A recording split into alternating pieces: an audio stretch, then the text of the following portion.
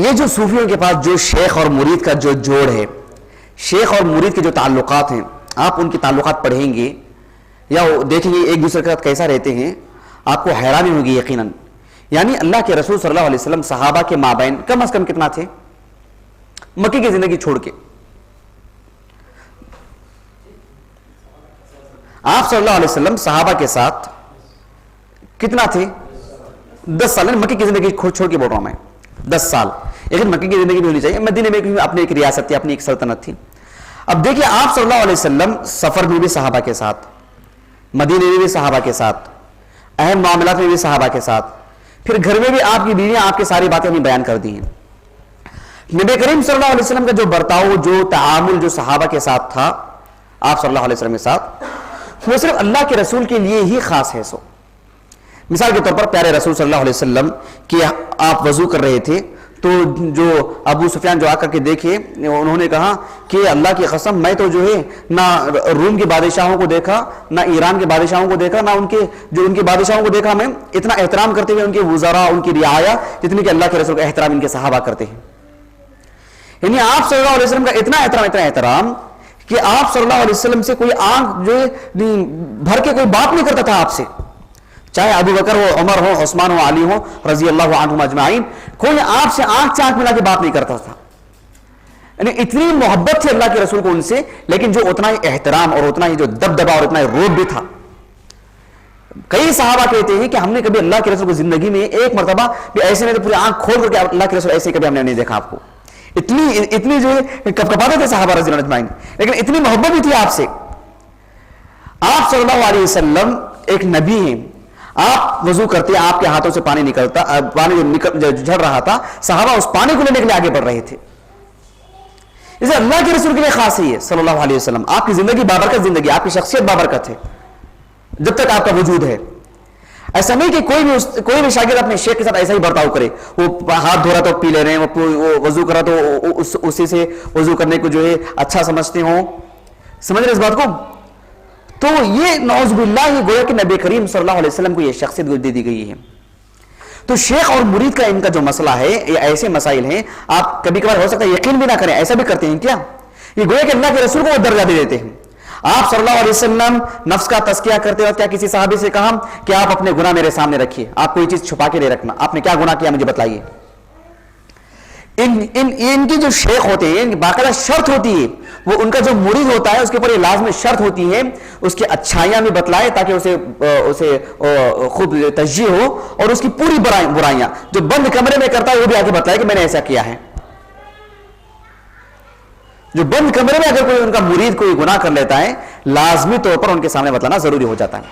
صحیح مسلم کی حدیث ہے، آپ کو معلوم ہے نبی کریم صلی اللہ علیہ وسلم کے ایک صحابی، جو صحابی کا نام نہیں آتا ہے اس حدیث کے اندر، صحیح مسلم کی حدیث ہے کہ وہ آپ صلی اللہ علیہ وسلم کے پاس آئے اور آ کر کے کہا کہ اللہ کے رسول میں مدینے کے بالکل اس پار رہتا ہوں، یعنی بالکل آگے اقصى المدینہ، بالکل مدینے کے بالکل کنارے میں آخری حصے میں جہاں آبادی ہی نہیں ہے. وہ ایک ڈاکٹر بھی تھے، معالج تھے، وہ اچھے طبیب تھے، اور ایک عورت ان کے پاس علاج کرنے کے لیے آئی.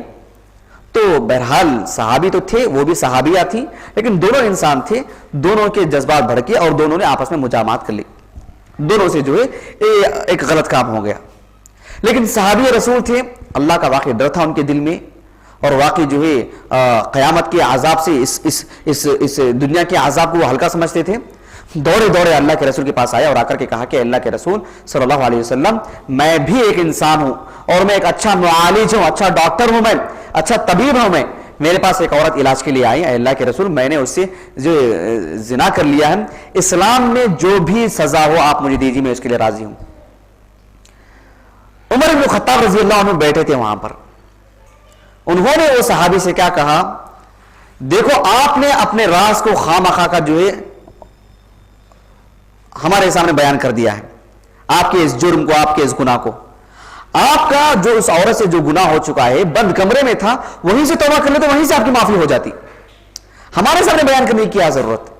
اب چونکہ آپ نے بیان کر دیا ہے اور یہ کہہ دی کہ اسلام میں جو سزا ہو دے دو، تو آپ کو دینی ہی پڑے گی. یہ کس کے سامنے کہہ رہے عمر بن خطاب رضی اللہ عنہ؟ رسول اللہ صلی اللہ علیہ وسلم کے سامنے. اگر عمر بن خطاب رضی اللہ عنہ کا یہ بیان غلط ہوتا، ان کی یہ بات غلط ہوتی، تو آپ روکتے ان کو، کیا بات کر رہے ہیں آپ، بند کمرے میں کرو، کھلے برسر عام کریں، سزا ملے گی، ان کو کہنا ہی چاہیے تھا مجھ سے، وہ غلطی کیسے اپنا گناہ کیسے چھپا کے رکھ سکتے ہیں؟ آپ صلی اللہ علیہ وسلم کی خاموشی گویا کہ وہ ایک اسلام کا ایک حصہ بن گیا، وہ جس کا حدیث تقریری بولتے ہیں۔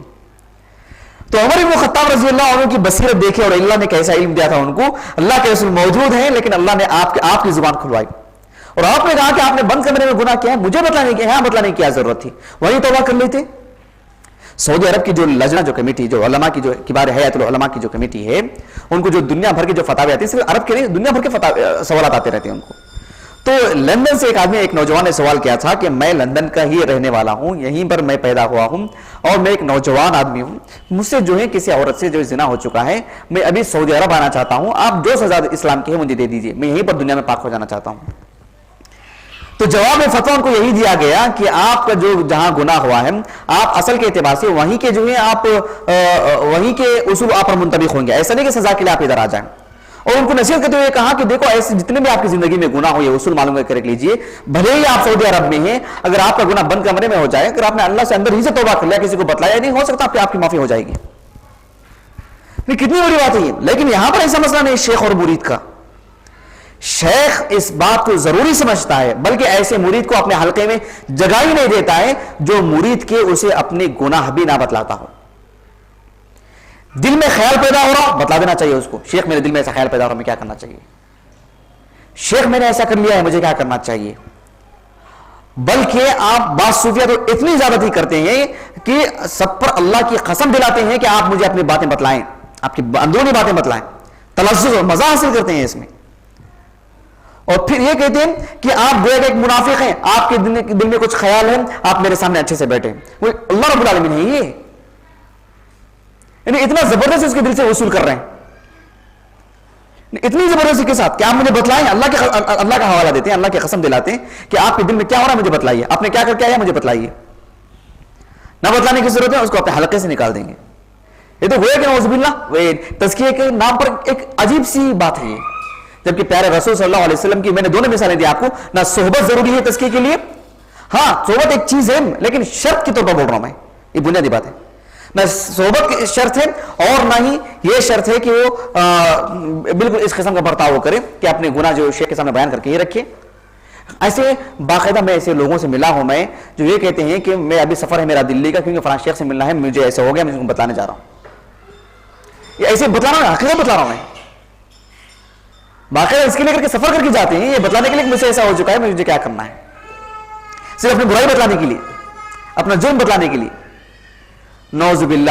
یعنی دماغ یہاں نہیں جاتا ہے کہ اللہ کے سامنے میں نے رکھ دو اور اللہ سے معافی مانگ لو، دلی تک جا رہے ہیں، سبحان اللہ سبحان اللہ۔ جی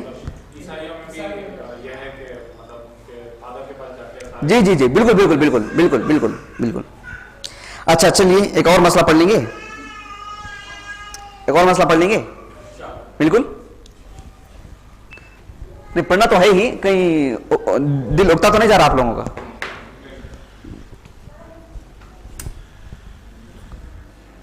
کتنی باتیں ہوئی تھی؟ صرف 2؟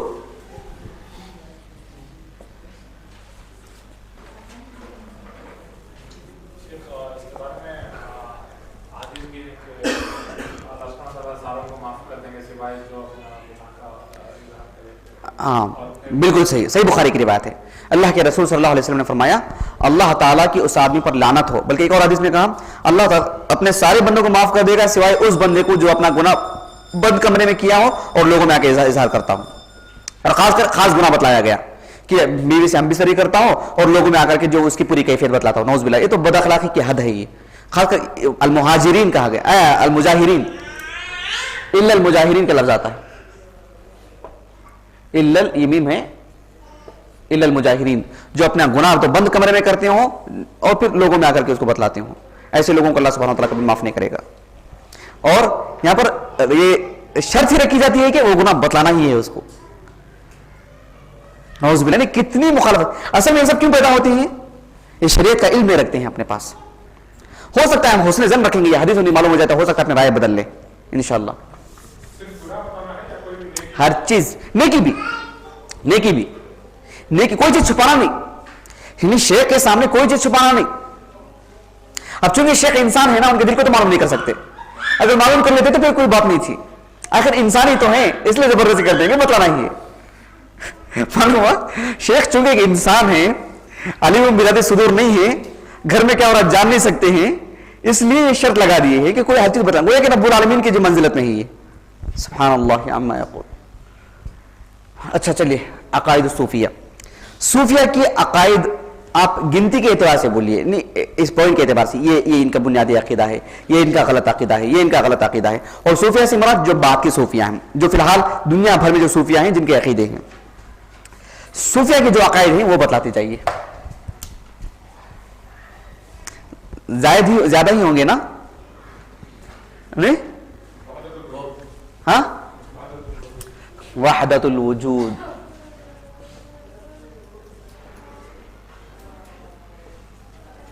یا الحلول, ایک ایک لے کر پڑھیں گے.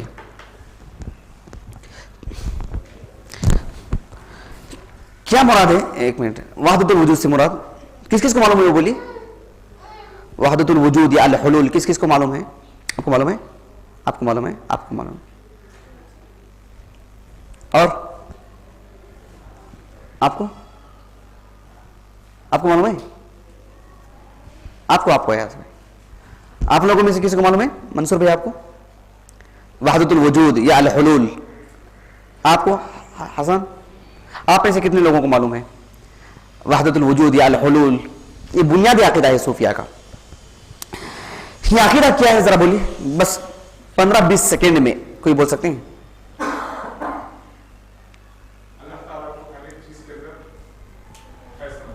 جی جی جی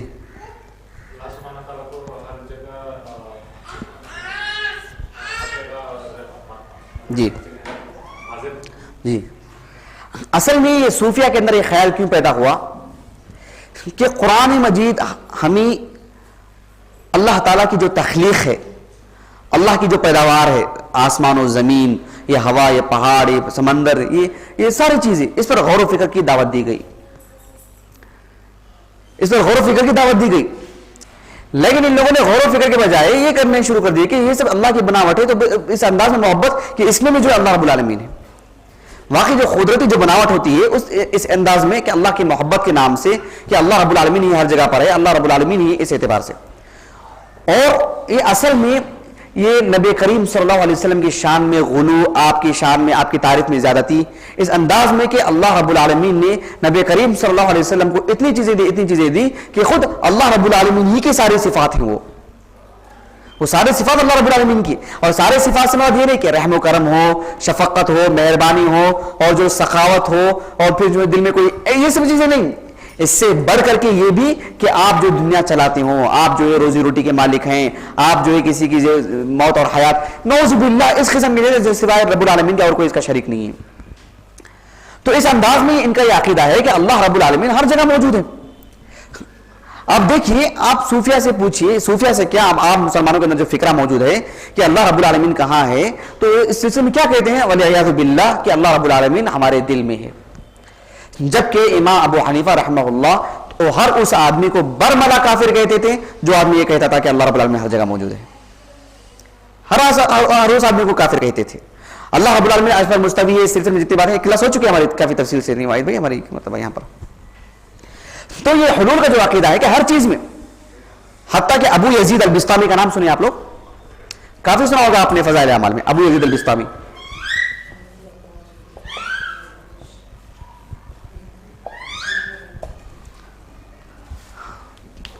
آپ لوگ جو ہے ایسے ہی سنتے تھے فضائل اعمال, یا غور سے سنتے تھے؟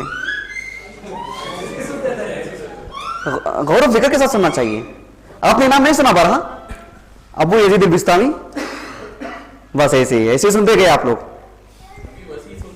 ابھی ایسے ہی سنتے ہیں. ابو یزید البستامی, ان کا سن وفات جو ہے 245 ہے, نہیں 261. ابو یزید البستامی, انہوں نے نعوذ باللہ حلول اور اتحاد اتحاد یعنی سب کے سب ایک چیزیں ہیں. اس سلسلے میں ایسا عقیدہ لوگوں میں پیش کیا جو خالص ہندوانہ یعنی ہندوستان یعنی ہند جو اس دور میں جو ہند کی جو علاقہ تھا یا یونان کے جو لوگ تھے ان کا جو فکری جو انحراف تھا ان کا، یعنی ہر چیز میں اللہ رب العالمین ہر چیز میں جو ہے ہر چیز یہی ہے. تو انہوں نے یہ عقیدہ پیش کیا کہ گویا کہ ایک کتا گزر رہا تھا، کہا کہ یہ کتا نہیں ہے بلکہ یہ بھی نعوذ باللہ، خنزیر کو دکھا کے کہتے ہیں یہ خنزیر نہیں نعوذ باللہ یہ ہے. یعنی ہر چیز میں گویا کہ اللہ رب العالمین ہے، گویا کہ دنیا میں کوئی بھی چیز ہو سب کے سب میں اللہ رب العالمین ہے. گویا اللہ سبحانہ و تعالیٰ کو کسی خاص چیز میں محدود کر دینا کہ وہ عرش پر ہے یہ کفر ہے. بہت واضح ہو رہی. اللہ رب العالمین کو کسی خاص چیز میں آپ کیوں محدود کر رہے ہیں کہ اللہ تعالیٰ وہاں ہے کہ میرے اور آپ کی طرح کیا ہمارے لیے صرف اتنی جگہ ہے، اللہ بھی اتنی جگہ میں ہے، نعوذ باللہ من ذالک. یہاں پر بنیادی مسئلہ وہ نہیں ہے، بنیادی مسئلہ یہ ہے کہ اللہ رب العالمین جو اپنا تعارف خود کرا رہا ہے وہ اہم ہے کہ وہ جو آپ کے دل میں پیدا ہو رہا ہے وہ ایسا اہم یہ نہیں ہے کہ اللہ رب العالمین کے لیے ہم محدود کر رہے ہیں، اللہ رب العالمین ہمارا ہر جگہ رکھ رہے ہیں، وہ اہم نہیں. اہم یہ ہے کہ اللہ رب العالمین نے اپنا تعارف کیا کرایا ہے وہ بہتر جانتا ہے، اور ہم کو اتنی عقل نہیں دی گئی اور اتنی سمجھ بوجھ نہیں دی گئی کہ ہم پورا جو احساس کر لیں، پورا دیکھ لیں کیا ہے. تو اللہ رب العالمین نے اپنا جو تعارف کرایا ہے وہ اصل ہے. تو اس اعتبار سے ہر چیز میں اب مان لو کہ اگر کوئی آدمی کسی کی پوجا کر رہا ہے کسی پتھر کے سامنے کھڑ کے، آپ منع نہیں کر سکتے، اس لیے کہ وہ بھی جو ہے نعوذ باللہ رب العالمین ہے. اس لیے کہ پتھر کے سامنے کس کے سامنے کھڑا ہے؟ وہ بھی رب العالمین کے سامنے کھڑا ہے. کوئی حجر ہو، کوئی شجر ہو، کوئی بھی چیز ہو، سب کے اندر جو رب العالمین ہے. تو ایک ہے امداد اللہ مہاجر مکی، نام سنا ہے آپ نے؟ بہت سنے ہیں آپ نے، فضائل امر غور سے سنا ہے.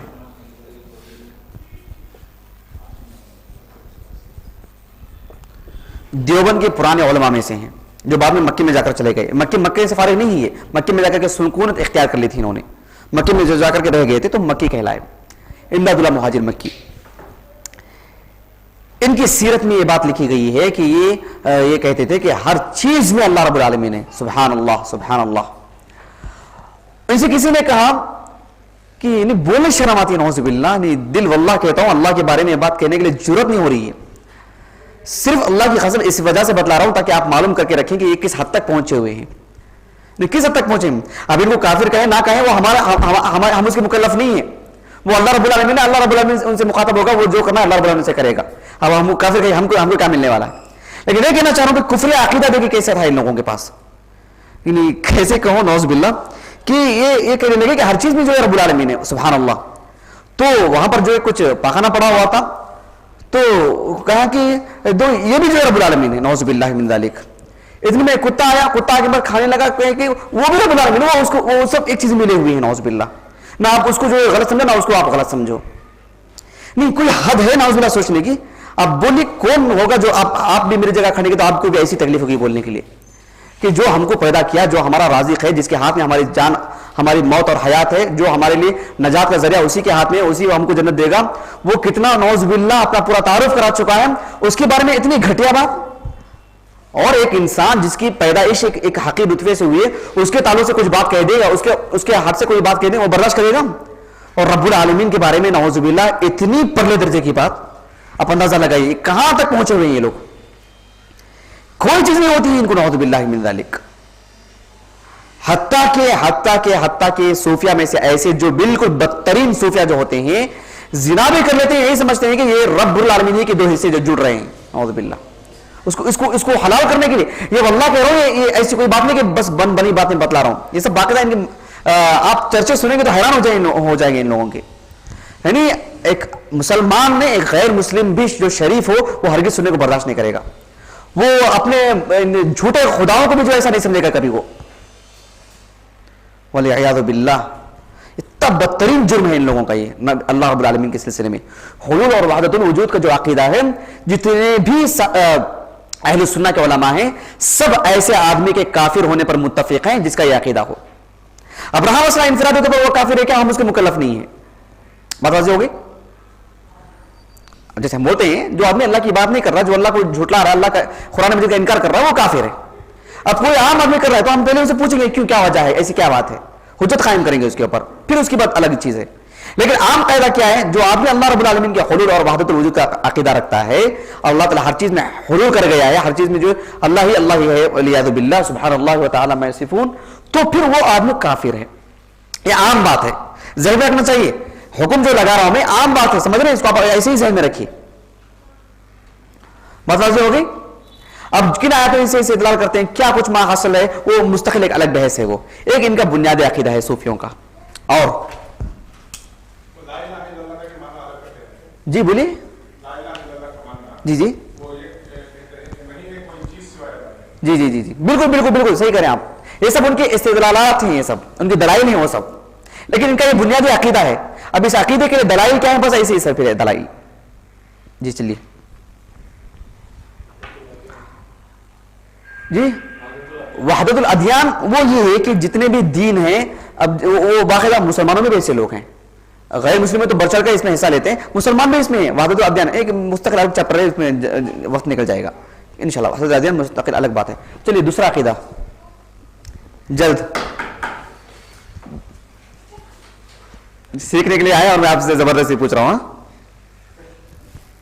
مجھے سے پوچھ سکتے ہیں زبردستی. چلیے بولیے اور عقیدہ کیا ہے ان لوگوں کا؟ جی بولیے. ہاں بولیے. صلی اللہ علیہ وسلم. جی ہاں اصل میں وہ ایک ان کا بنیادی عقیدہ ہے الغلو. ان کا بنیادی گمراہی کا بہت بڑا سبب ہے اور ان کا بہت بڑا وصف ہے. وہ یہ ہے کہ جو بھی اولیاء ہیں، جو بھی صالحین ہیں، یا سر فہرست رسول اللہ صلی اللہ علیہ وسلم، پھر ان کے بعد صحابہ، پھر اس کے بعد جو بھی ہیں، ان کی شان میں ان کی تعریف میں غلو کرنا. اور اسی سے نبی کریم صلی اللہ علیہ وسلم کی غلو میں یہ باتیں بتلائی گئی ہیں کہ لولاک لما خلقت الافلاک. سنے ہیں؟ لولاک لما خلقت الافلاک. افلاک سے مراد بولیے. کائنات. اصل میں فلک آسمانی کو بولتے ہیں، لیکن یہاں پر صرف آسمان مراد ہے، پوری کائنات مراد ہے. یعنی لولاک اللہ تعالیٰ کہہ رہا ہے. کس سے کہہ رہا ہے؟ رسول اللہ صلی اللہ علیہ وسلم سے. یعنی ایک من گھڑت جھوٹی بات ہے یہ. لولاک اگر آپ نہ ہوتے، اگر آپ کو پیدا کرنا میرا مقصد نہ ہوتا، لما خلقت الافلاک، پھر تو کائنات کو پیدا کرنے کا مقصد ہی کیا تھا میرا؟ ہاں جی لکھ لیجیے.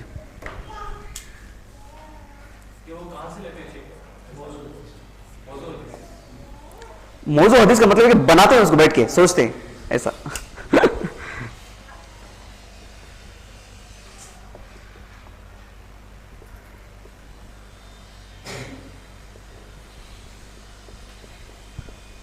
لولاک لما خلقت الافلاک، اگر آپ نہ ہوتے تو پھر تمہیں کائنات ہی کو پیدا نہیں کرتا. جب قرآن مجید نے کیا کہا؟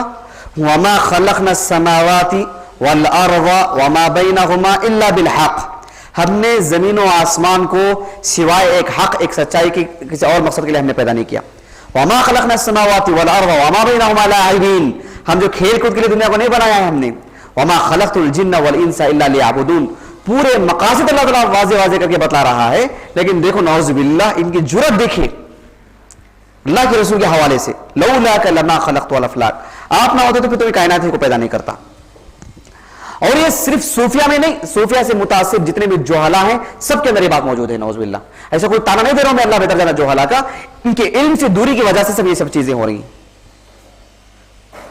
ان کے علم کی دوری کی وجہ سے.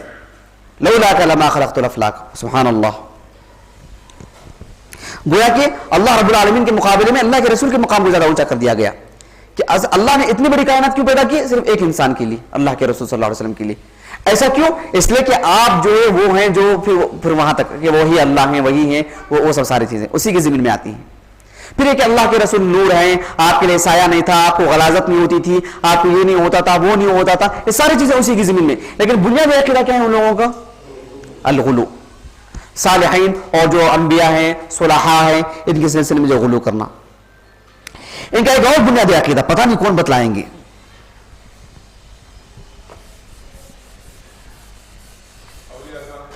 جی وہ ساری چیزیں اس میں آ گئی. الغلو سب اسی کی زمین میں. کیوں سفارش ٹھہرایا ان کو اتنا بڑا مقام دے سمجھے. ان کا ایک بنیادی عقیدہ ہے، بہت ہی اہم ہے، وہ یہ ہے کہ شریعت کو تقسیم کرنا. کس کو؟ کیسے تقسیم کرنا؟ جی نہیں بہت اچھے، ماشاءاللہ بہت اچھے. ایک ہے خاص ہے، یعنی شریعت کو دو حصوں میں تقسیم کرنا. ایک ہے کہ یہ شریعت عام لوگوں کے لیے.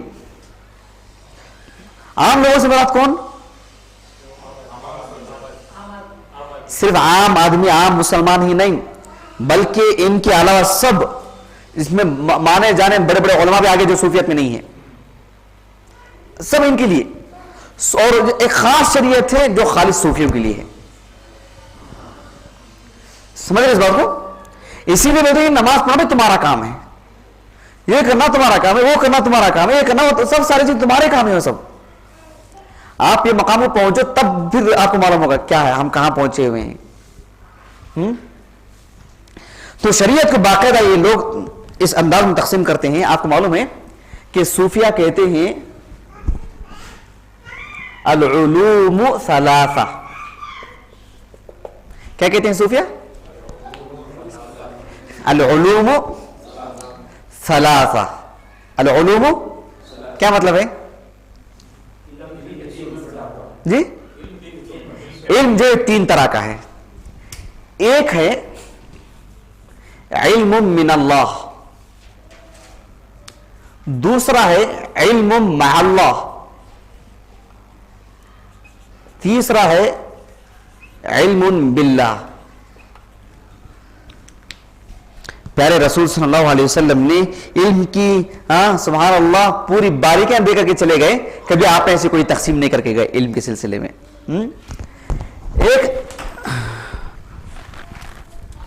ایک ہے علم من اللہ، یعنی اللہ کی جانب سے علم، وہی شریعت ہے جو ساری ہی دنیا کے لوگوں کے لیے اللہ تعالیٰ نے بھیجا ہے، عام مسلمانوں کے لیے. ایک ہے علم مع اللہ، اللہ کے ساتھ علم. اللہ کے ساتھ علم کیا مطلب ہے اس کا؟ یعنی اللہ کے ساتھ سے مراد یہ ہے کہ ہم اس کو براہ راست اللہ سبحانہ و تعالیٰ ہی سے لیتے ہیں، ہم اللہ ہی سے پوچھتے ہیں اس کا کیا مطلب ہے، کیسا کرنا چاہیے. تو پھر اللہ رب العالمین ان کو یہ بات واضح کرتا ہے. کوئی مثلا کوئی سوال آ گیا، فوراً پوچھتے ہیں ایسا کیسا کرنا چاہیے، کہاں کتاب اٹھا کے دیکھیں گے، کہاں کس کی طرف رجوع کریں گے، براہ راست جہاں کہیں بھی رہو. ایک ہے علم باللہ، وہ یہ ہے کہ ان کو کوئی حادثہ پیش آنے والا ہوتا ہے اس سے پہلے ہی سے ان کے دل میں بات ڈال دی جاتی ہے کہ آپ اس کا مسئلہ ایسے حل کر دیجئے. کوئی آدمی آپ سے سفارش لینے کے لیے آ رہا ہے، کوئی آدمی آپ کے پاس یہ حاجت لے کر کے آ رہا ہے، کسی کا یہ مسئلہ ہے، کسی کی یہ مشکل ہے، کسی کی یہ پریشانی ہے. علم باللہ، العلوم ثلاثہ، علم من اللہ، علم. اس قسم کی تفریح یا اس قسم کی جو تقسیم ان لوگوں نے کی صرف اس وجہ سے کہ اپنے آپ کو اونچا کرنے کے لیے، ممتاز کرنے کے لیے، اور پھر شریعت سے خامخواہ کا آزادی حاصل کرنے کے لیے. متوجہ ہو گئے؟ تو اس انداز میں ان لوگوں نے باقاعدہ شریعت کی تقسیم کر کے رکھی ہے، عوام کے لیے الگ، پھر عام لوگوں کے لیے الگ. اچھا، اس کا نقصان کیا معلوم ہے آپ لوگوں کو؟ خیر ہم لوگ آگے پڑھیں گے انشاءاللہ، کیا نقصان ہوگا آگے پڑھیں گے انشاءاللہ.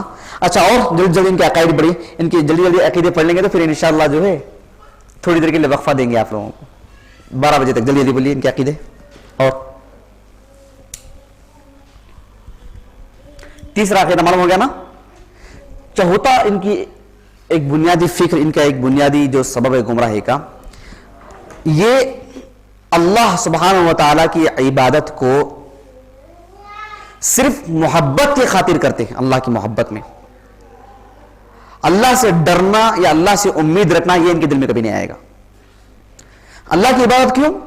اللہ نے حکم دیا، مجھے اللہ نے پیدا کیا اس لیے میں اللہ کی عبادت کر رہا ہوں. اس وجہ سے نہیں کہ مجھے کوئی جہنم سے چھٹکارا ملنا ہے، مجھے نہیں، جہنم جائے نہ جاؤں میں، مجھے کوئی تعلق نہیں. مجھے جہنم میں بھی اللہ تعالیٰ میں تیار ہوں اس لیے کہ جہنم بھی تو اللہ کی مخلوق ہے. یعنی اپنی عبادتوں کو صرف اللہ کی عبادت کی خاطر کرنا، اللہ کی محبت کی خاطر کرنا، اللہ سے خوف، اللہ سے ڈر کر کے یعنی جنت حاصل کرنا، یہ لالچ دل میں کبھی ان کے نہیں آئے گا. آئے گا تو سمجھ لینا چاہیے کہ آپ جو آپ کے دل میں کھوٹ ہے.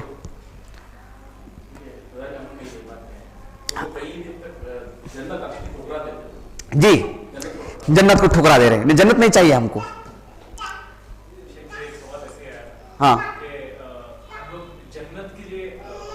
عمل نہیں کرنا چاہیے, جہنم سے بچنے کے لیے عمل نہیں کرنا چاہیے, وہی صرف اللہ سے قریب ہونا چاہیے, صرف اللہ سے قریب ہونا چاہیے. اللہ تعالیٰ نے قرآن مجید میں کیا کہا, یا ایھا الناس اعبدوا ربکم, یا ایھا الناس اعبدوا ربکم الذی خلقکم والذین من قبلکم لعلکم تتقون. قرآن نے کہا یا ایھا الناس, اے لوگوں, اعبدوا ربکم, اپنے رب کی عبادت کرو. کون؟ الذی خلقکم, جس نے تم کو پیدا کیا, والذین من قبلکم, اور جو تمہارے سے پہلے کے لوگوں کو پیدا کیا, تاکہ کیوں؟ لعلکم تتقون, شاید کہ تم جہنم سے بچا لیے جاؤ. بنیادی سبب یعنی اللہ کی عبادت کیوں کرو. یعنی اللہ نے کیا کہا سورہ آل عمران میں, فمن زحزح عن النار وادخل الجنہ فقد فاز, جو جہنم سے بچا لیا گیا, جو جنت میں داخل کرا دیا گیا, فقد فاز, حقیقت میں وہی کامیاب ہے. سورہ آل عمران, ایک سورہ البقرہ, سورہ بقرہ سورہ نمبر 2 آیت نمبر, وہ آیت نمبر ہی مار دیا نا کوئی ادھر, آیت نمبر ہی مار دیے. کتنا ہے 21 پکا, اچھا 21. پھر دوسرا ہے سورہ آل عمران, سورہ آل عمران سورہ نمبر 3 اور آیت نمبر 185, 185 آل عمران میں 185. یعنی اللہ نے کتنی بڑی بات کہی, دیکھیے, فمن زحزح عن النار, جو جہنم سے بچا لیا گیا, جس کا چھٹکارا مل گیا جہنم سے, وادخل الجنہ, اور جو جنت میں داخل کر دیا گیا, فقد فاز, یعنی حقیقت میں وہی کامیاب ہے. یہ مانا. تو اللہ کی عبادت کیوں کر رہے ہیں؟ تاکہ اللہ ہم سے راضی ہو جائے اور اس کی رضا کے بدلے میں ہمیں جنت مل جائے, اور اس کی رضا کے بدلے میں ہمیں جہنم سے چھٹکارا مل جائے. سورہ لیل میں اللہ نے کیا فرمایا, الا ابتغاء وجہ ربہ الاعلی ولسوف یرضی, اللہ ہم سے راضی ہو جائے اور اس کی رضا کے بدلے میں اللہ کی ہمیں جنت مل جائے. پھر اگر جنت کوئی معنی نہیں ہے, قرآن مجید میں جنت کی اتنی صفات کیوں بتلائی گئی؟ جہنم کے نام پر صورتیں کیوں ہیں؟ جہنم کی اتنے ہولناک کیوں بتلائی گئی؟ کیوں یہ دعا سکھلائی گئی, اللہم انی اسألک الجنہ؟ نبی کریم صلی اللہ علیہ وسلم نے فرمایا, اگر کوئی آدمی صدق دل سے 3 مرتبہ جنت کو مانگ لیتا ہے, اللہ تعالیٰ سے جنت دے دیتا ہے. 3 مرتبہ جہنم سے پناہ مانگ لیتا ہے صدق دل سے, اللہ سے, جہنم خود کہتی ہے کہ اللہ تو اسے مجھے پناہ دے دے, یعنی اس کو تو پناہ دیتے, اور جنت کہتی ہے کہ اللہ تو اس کو جو جنت حاصل کر دے, حاصل کرا دے. تو آپ قرآن مجید نے جنت کی اتنی صفات, اتنی باریکیاں, کھانے پینے کی, پہننے اوڑھنے کی, رہن سہن کی, بیٹھنے کی, گھومنے پھرنے کی, اور جہنم کی کتنی تفصیلات کے ذریعے اس کے ہولناکیوں کو کیوں بتلایا گیا؟ اگر جنت اور جہنم کوئی معنی نہیں ہے تو. رابعہ بصری کا نام سنا ہے آپ نے؟ بہت سنا ہوگا نا, رابعہ البصریہ. آپ کو ایک بار بولوں گا تو آپ چوکنا ہو جائیں گے. کون ہے یہ؟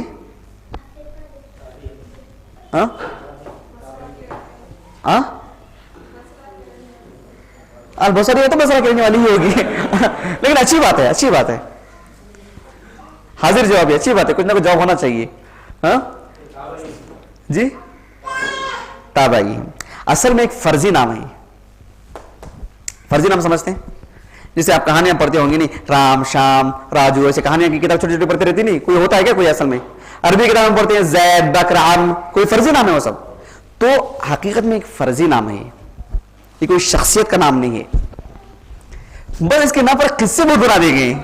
سمجھ رہے؟ واقعی حیران ہو رہی, سچ بول رہے ہیں, کہ ویڈیو مزاق کر رہا ہوں کیا؟ تو ساری دنیا دیکھیں گے نا ابھی تو. ہاں, یہ کعبے کو طواف کرتے ہیں, کعبہ ان کو طواف کرتے ہیں, جسے آپس میں جسے ان کا میل جو ہوگا ویسے.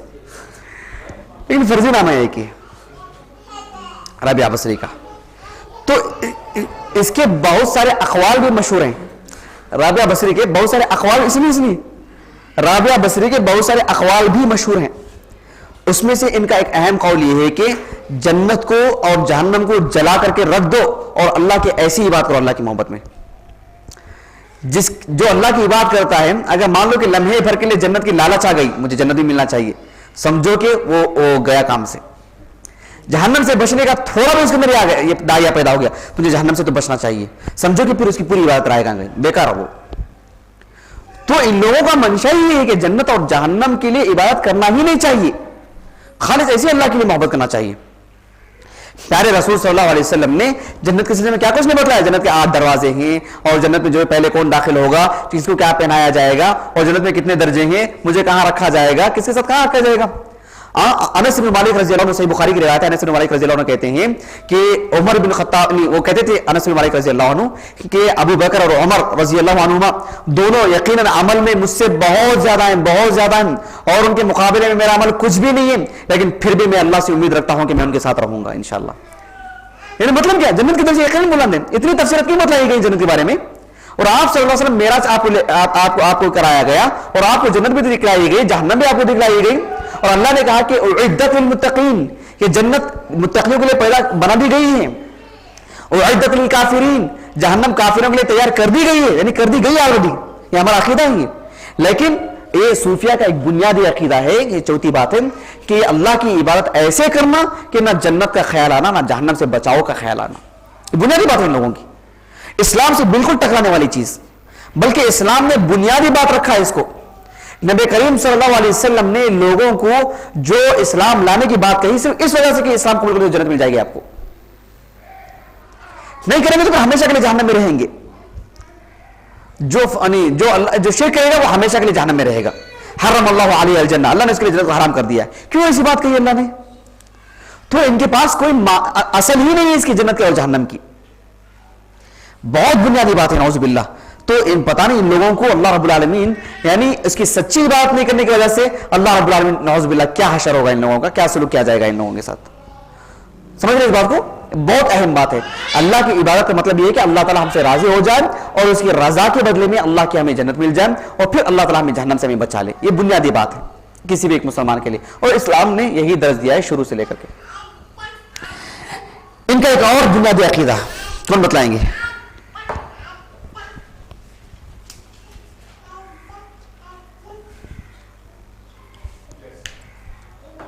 ٹھیک ہے, ٹھیک ہے, نہیں سیدھی طرف سے. ایک اور بنیادی عقیدہ,